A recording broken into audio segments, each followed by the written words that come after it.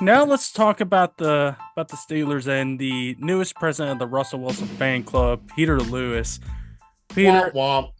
um, I'll say this right off the jump. I don't know if anything can top the Matt Canada Three Rivers bit that we had last year. That was a short. I, there was part of me like, wow, I really got to figure that out. We'll see if something comes off the cuff, but I'm going into this kind of more so just so done with what is going on and just frustrated that the Steelers placement in the AFC North reminds me a lot of my junior year of high school when I was in just regular honors government, and then then I got to go to AP US history, and like, wow, I am the dumbest one here in a classroom full of smart people who know how to handle the system and like, get an A. I'm just like, Look, the Browns are still in that same class though. Like, don't let this fool you. Like, I'm almost jealous a little bit of like really young fans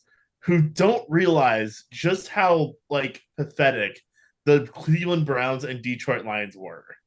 oh, Like it's amazing. our entire like K through 12 range, those two teams probably had about a combined 3 winning seasons. And all of them were probably Detroit. Yeah. No, actually, no. I'm sorry. I'm sorry, Browns fans. Derek Anderson year. 02 Browns made the playoffs Ooh, okay. and lost to the Steelers. So there's still some dumb kids in this class with you. Don't worry. You're not the only idiot. But the Browns are going to take in tests, which I was not. That's their defense right there. Okay. All right. They're bad like me on the homework, but they get the big points on the tests. But much like the Steelers, like you have to have had like one subject you were good at because the Steelers have TJ Watt, and that goes a long way. Yeah. On a defense. And yeah, that is really the defense. Thankfully, Cam Hayward is still there, but I mean, 30, 35, 36 years old right now. It's Yeah. He's still the kicking end, it. the end times are sadly coming. You got a young Keanu Benton at nose tackle. It's a line. Moving on to the the linebacking core. It is TJ Watt. If he is hurt, it is falling apart. But even when he's there, sometimes it just feels like everybody around him's not going to do anything. Patrick Queen and Inland Roberts, they're just there.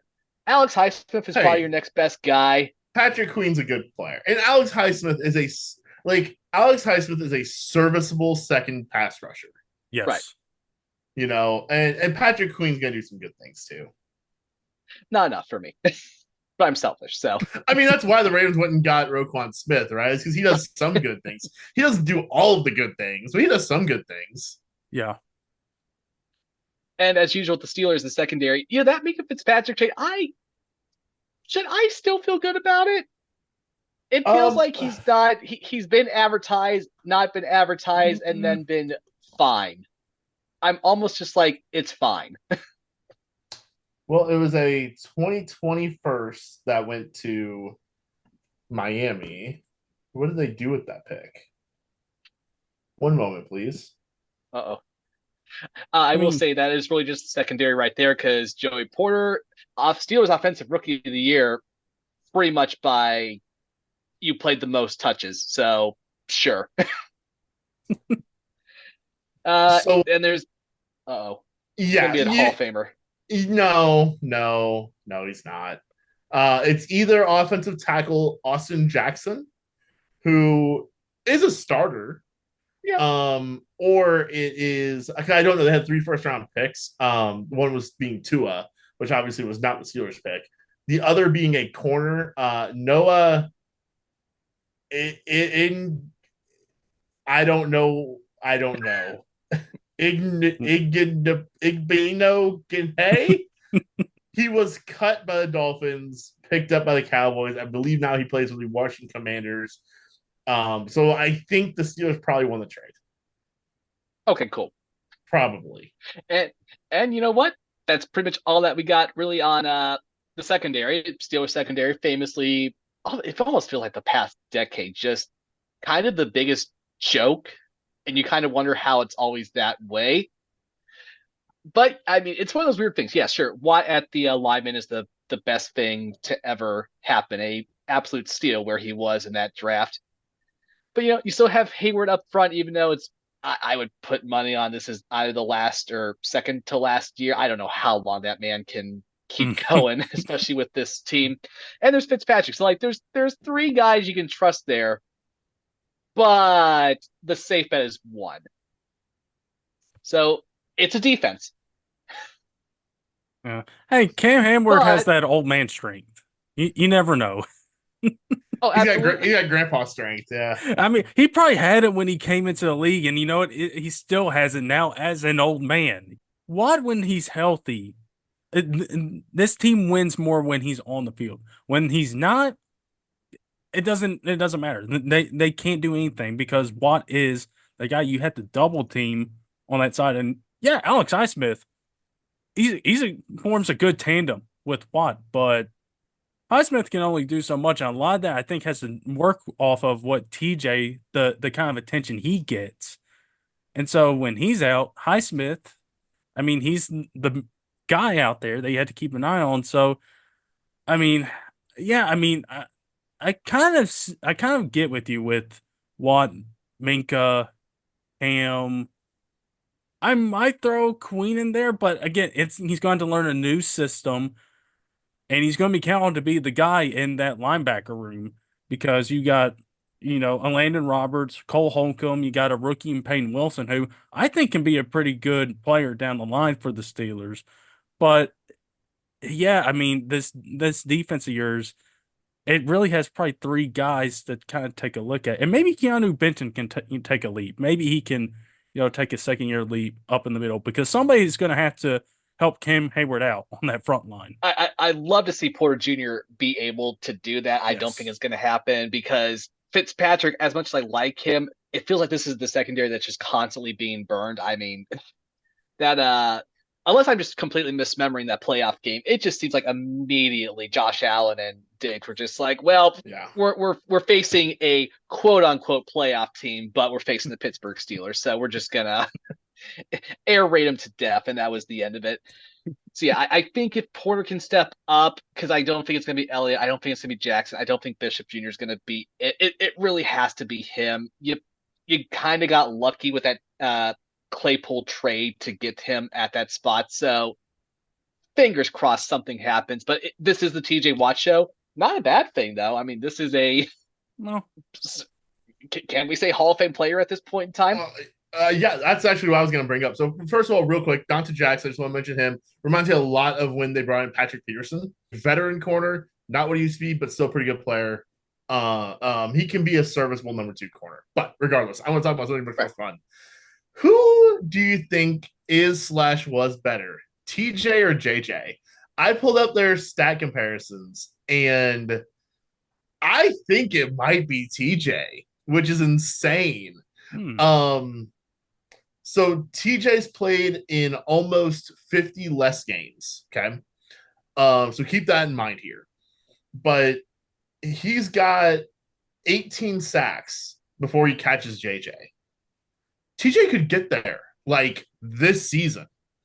I mean, there's a chance of it, right? Like 18 sacks, he can do it. I mean, it's, that's a tall task, but like by next year, he will have had more career sacks than JJ. The interceptions, obviously, he's a linebacker. JJ was a true defensive lineman, so he's got 7-2. Average annual value, I believe, is what AV is for on Pro Football Reference, which is kind of like basically their version of WAR. And TJ is only 40 behind JJ on his career. To kind of give you a bit of a reference for that, last season TJ was an 18. So TJ, which is like an astronomical number, right? But like TJ might be better than JJ, which is just, I mean, they're tied in forced fumbles also, which is crazy to think because I think think of how many forced fumbles JJ had, and TJ's tied him. He is one less All Pro, and he has one more Pro Bowl than JJ. Which All Pro obviously means a lot more. He does only have one Defensive Player of the Year versus JJ has three. I think there's a bit of an Aaron Donaldness to that, where JJ came into the league before Aaron Donald. So, like, Right. he got a little bit of head start on Aaron Donald versus TJ had to live in an Aaron Donald world up until now. So, no, I just thought that was interesting. I mean, obviously, we were very much just praising TJ Watt and how amazing and beautiful and wonderful he really is, and how he gives me night terrors like twice a year. Um, he is something special though. And now that Aaron Donald is out of this league, really do enjoy TJ Watt because he's a scary, scary dude. I'm thankful that Lamar just either like finds some reason to not play against the Steelers every year, right? Like Lamar's only played the Steelers, like, isn't it like twice in his career, right? Like between it being like week 18 or an injury or COVID, like he's barely played the Steelers. And looking back, it's probably was for the best. It's almost one of those things like, you know what? We'll give them the 2 stupid wins just to keep Lamar safe. On the report, instead of Ryan, you'll remember this, Tim Duncan in parentheses old, for Lamar, it's Lamar Jackson out in parentheses Watt. Parentheses, we're trying to win a Super Bowl here. Come on, guys. Punt the one game for the long-term health. Moving on to the offense, my favorite stat of the Pittsburgh Steelers in the last 4 years in terms of scoring, they went from 12th to 21st to 26th to 28, and that was with firing Matt Canada. I heard they sent him down the Allegheny. Interesting choice. I would have picked the Ohio because that gets him out farther. Allegheny leads to, still Pennsylvania, but hey, whatever. He's gone. At least I picked one. Didn't feel like it, though. It didn't feel like it. Now, that was because it was Pickett, Rudolph, and Trubisky maybe for like a third down play, because who cares? Where do we start with this offense? I guess the first place is Arthur. I would start with Arthur Smith. Oh, boy. Pinnacle mediocrity, so he is perfect for the Mike Tomlin football team.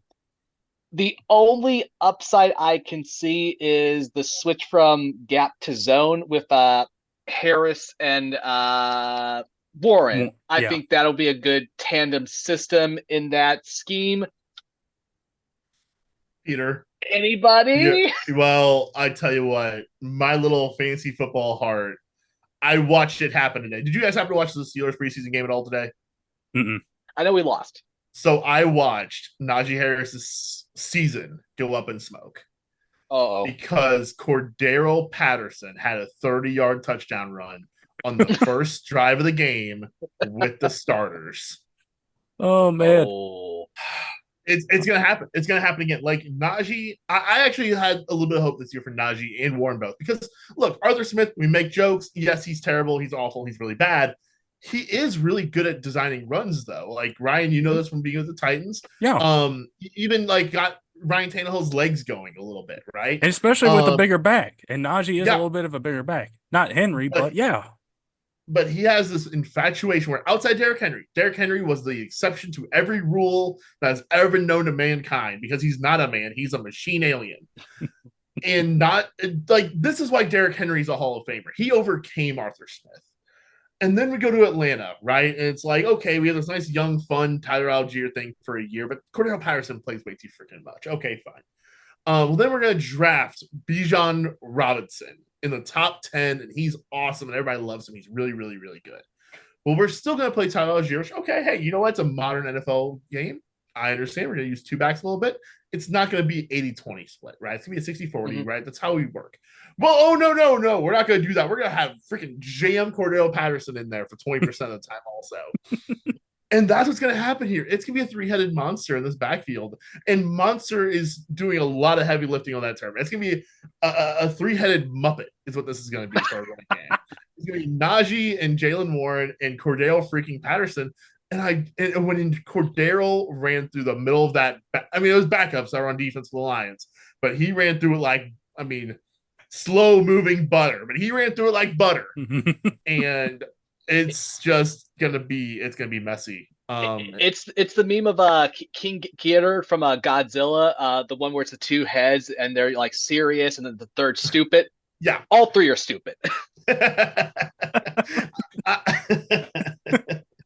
Yeah, Arthur Smith, I do look at this and I see like, okay, maybe there is some hope that, even if it's not just, even if it's a three-headed monster or three-headed Muppet, as Matt put it, that it can be a strong running game because Arthur Smith does know how to call runs. And I don't know, maybe I just have more faith in that, hey, Arthur Smith likes these bigger backs and maybe he can use Najee a little bit more.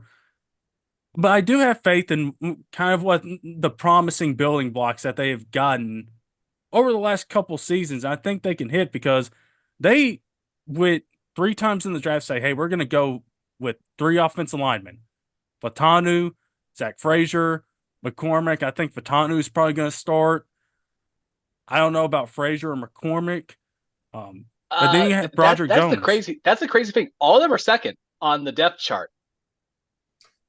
As a rookie, a lot of times the depth chart's going to put them in second. Right. Yeah. But they'll end up being the starter. That was Broderick Jones last year. Now he is the firm starter over Cook and Hamilton, which is the right call. I mean, the line is serviceable, I think. Yeah. I think it's just a matter of those young offensive linemen. I think it's going to be tight end is going to be great with Furmith and Darrell Washington stepping up. I think there's a lot of. I mean, if you want to make that your Gronk Hernandez type of system, just to change it up a bit, because wide receiver, what a core. Yeah. I think Pickens. Yikes. I'm curious to see if Pickens can be more than just a deep guy.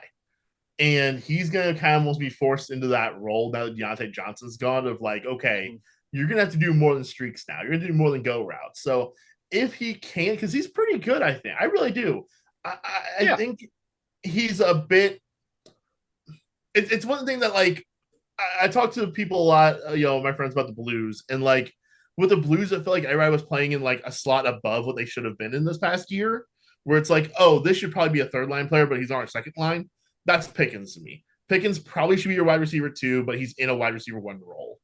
Mm-hmm. I don't think that's going to go too good for him. And I respect Van Jefferson and Calvin Austin III, but you shouldn't. I can't see it. That's the thing. I can't. Listen, I respect you're going to get on the field, but none of them are going to be the 2. One of them will eventually become it, but stubbornly, because we have to have a 2. Right. There will be a second player out there. Does Dees Fitzpatrick, Rowan Wilson, Scotty Miller make a jump to the 2? Probably not.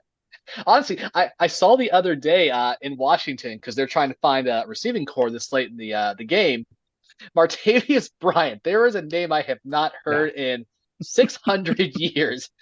Why didn't they call him up? I wonder why. But now we can talk about the most important thing going into the Steelers offense. The choice to have Connor Hayward be the fullback over Jock Catello. Guys, insane call. I'm amazed. Did not see it coming. Oh, man.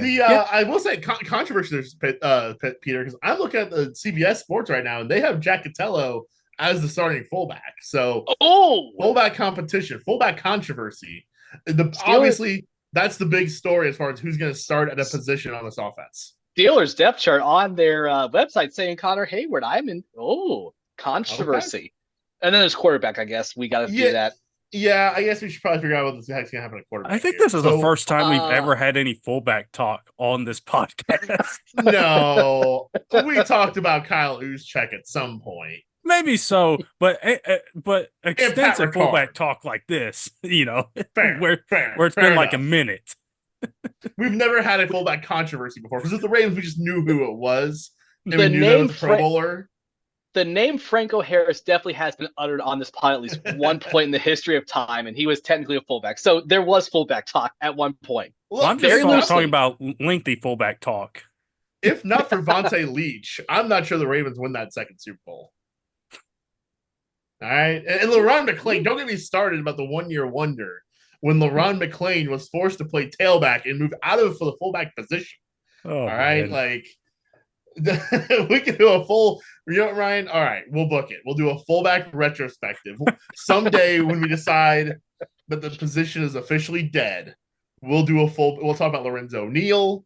We'll talk about Bronco Nagurski. We'll talk about all the greats. I guess Mike uh, Alstott, I guess I'll be when Yushek retires, probably. probably. We'll RIP to the fullback position and talk about all the greats. Uh, but I yeah, did not think quarterback. I did not think I was going to say the name Bronco Nagurski tonight. I'm very happy I got the chance to do that. So, I guess we can talk about Russell Wilson now. I Oh guess. man, we have Uh, to. I Here's the thing. Last year, Sean Payton somewhat brought him back from the dead with a couple asterisks next to it. I still trust Russ. I don't trust him with Arthur Smith and Mike Tomlin by any stretch of the imagination. However, in terms of a Band-Aid and what you paid for, this is the greatest scenario I think ever. This was the dream scenario for the Steelers. Because again, I don't think Tomlin was ever going to trust Rudolph. Trubisky was not going to do anything. Pickett had small hands. And the buy-in for both these guys was nothing. I mean, the Broncos basically like, please take him. Take him. We'll eat the money. Take him. Oh, and I mean, Too literally corny. a record-setting amount of money they will just eat for him to go away. Yeah. And Right. Justin Fields, like the Bears were like, look, if he's good, it'll be a fourth-round pick that they get, right? So the cost is zero. And I think it was really honestly a shrewd move for 1 year to try this, right? And see, like, if either one of these two guys can be the guy, then it's worth it. Because think about the astronomical price. Like the Steelers picked 20th in this past draft. We have seen the price that it costs to move up for a quarterback. Like that would have cost, like even Bo Nix going at 12. Ryan, do you agree with me? It would have cost next year's first round pick to go from 20 to 12, Yes. or I guess really to probably go to 11 to get in front of Denver. Mm-hmm. Yeah. I don't think that's worth it. And at that point, you're getting the fifth best quarterback, right? Like the fifth quarterback taken off the board at least. I think you're much better off holding on to next year's first. If this doesn't work, you'll suck. You'll be at least be closer, right? Like then maybe you are picking 12th. And if you do then trade a second first move up, then okay, you're getting something better than the fifth best quarterback of the class. I think this was a excellent. Unless you're going to pay Kirk Cousins $100 million while he's coming off a torn Achilles, this was the move. And by the way, if you're going to pay a quarterback $100 million or $150 million, Dak Prescott's going to be a free agent next season. I think it was a really, really good idea on the Steelers to just basically say, hey, look, we're not going to spend any capital on this team this year at quarterback, but we will take these two shots here where if we can get something out of them, and there is a 15% chance on each. Like, I'm not putting that at a very high number, but at least there's a hope there, though. Like, I can talk myself into, especially Fields, right? Of like a world where okay, this can still work out, you know. From a technical standpoint, this one guy has been in 2 Super Bowls, has won one, and up until 3 years ago, going to Denver was a top 5 quarterback. Absolutely. I mean, look what the price Denver paid.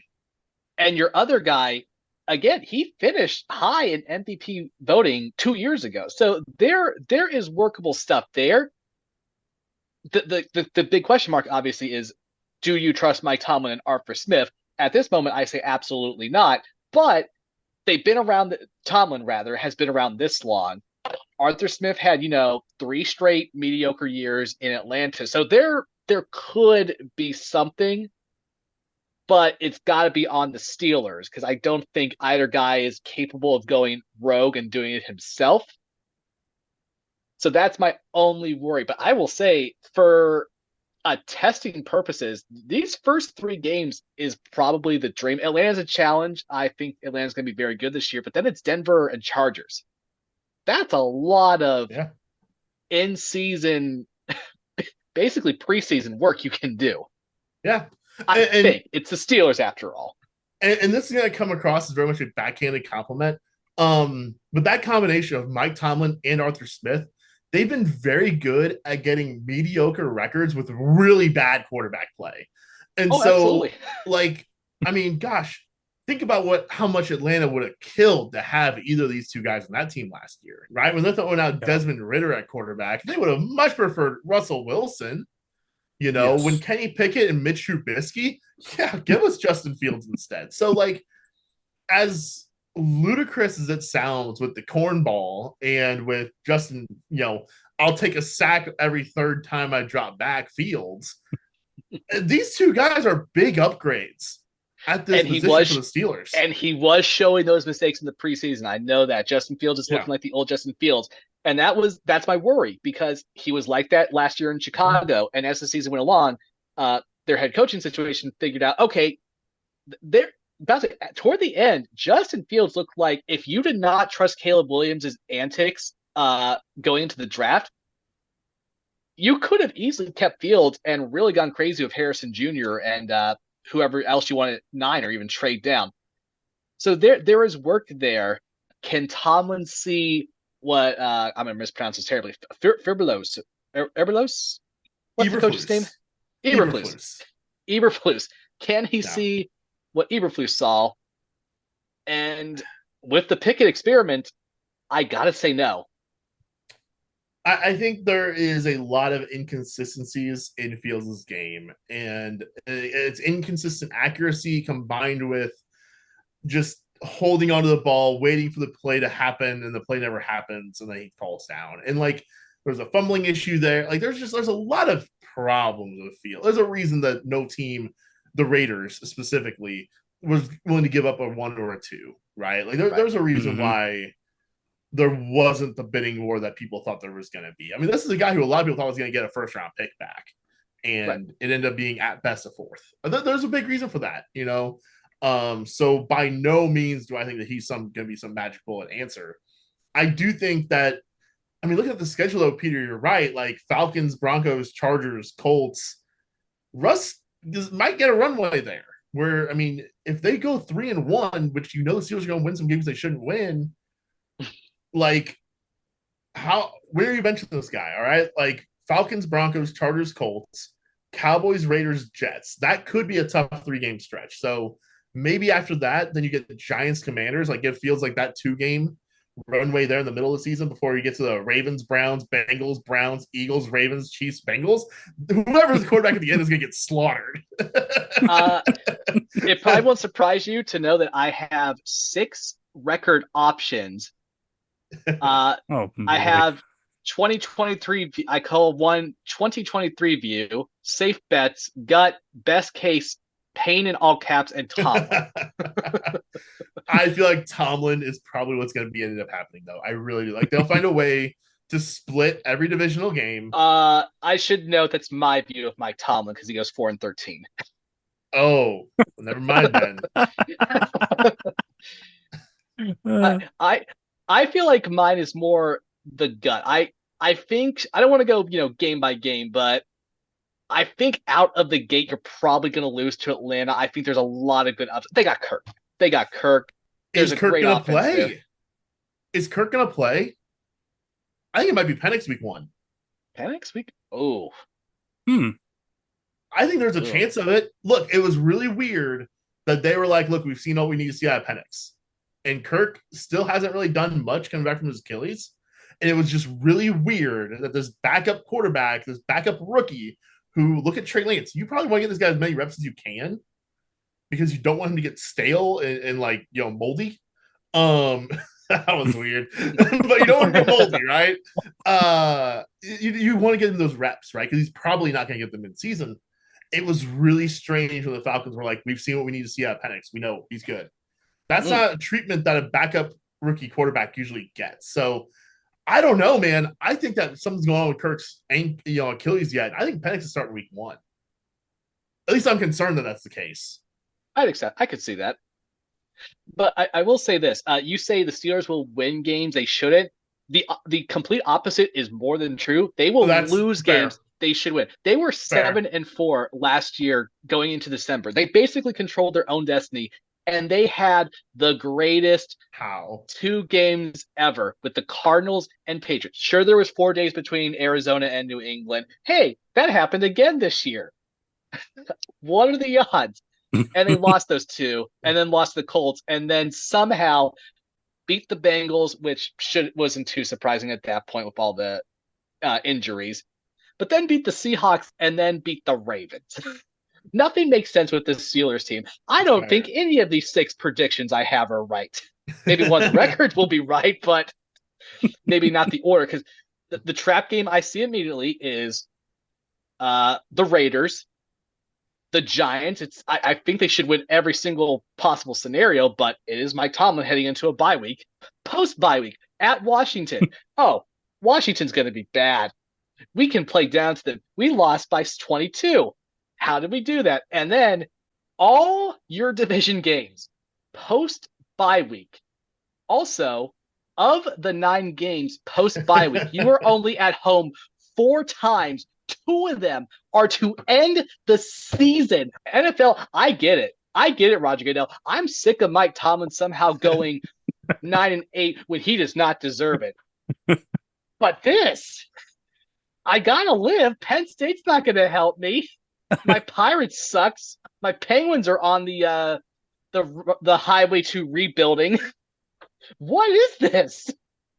This is a nightmare. End of December at Philadelphia after being home against Cleveland. Then at Baltimore 4 days later. Oh, you get to go home for Christmas against Taylor Swift and the Chiefs. What is this? Hey, I feel bad that Taylor Swift has spent Christmas in Pittsburgh. Oh, it's going to be disgusting. Poor girl. Oh, the snow doesn't even look good. It's all, it's just covered in oil yellow. And ash and smoke. Oh, it's disgusting. There's Winter nothing but in yellow Pittsburgh snow sucks. in Pittsburgh. Poor girl has to go from her opposite end of the state to the hillbilly side of the state to watch the Steelers. Ugh. There's going to be a song about that. Could be a whole album. Oh, man. If this gets taken out of context, this is a pro Taylor Swift podcast. We have fun. But yeah, anyway, I will say the first half of the schedule is the perfect opportunity to figure out your quarterback situation. I guess in a way, maybe having all your division games post bye week is great for that reason. And I will say, I hope with the Steelers, if Russ is being 2021 Russ, just put Fields in. If Justin Fields is the guy and you could build around that for another season if you needed a Band-Aid or maybe the future, that's, I think, the upside with Justin Fields. Just give Chicago the 4th round pick. I will sleep easy with that. Yeah, don't play the stupid game of like, oh, we can't play him this one step because that'll put him over the arbitrary number of steps, so we can give him the 6. Just a 4th round for a good Justin Fields development, I will take. For sure. And I will never complain. No. Yeah, I mean, especially with what quarterbacks are going for these days. Absolutely. Oh, absolutely. That. Yeah. Yeah, I just, man, that gauntlet. I didn't actually look at the Steelers schedule beforehand. That is an absolute bloodbath for those last 9 games.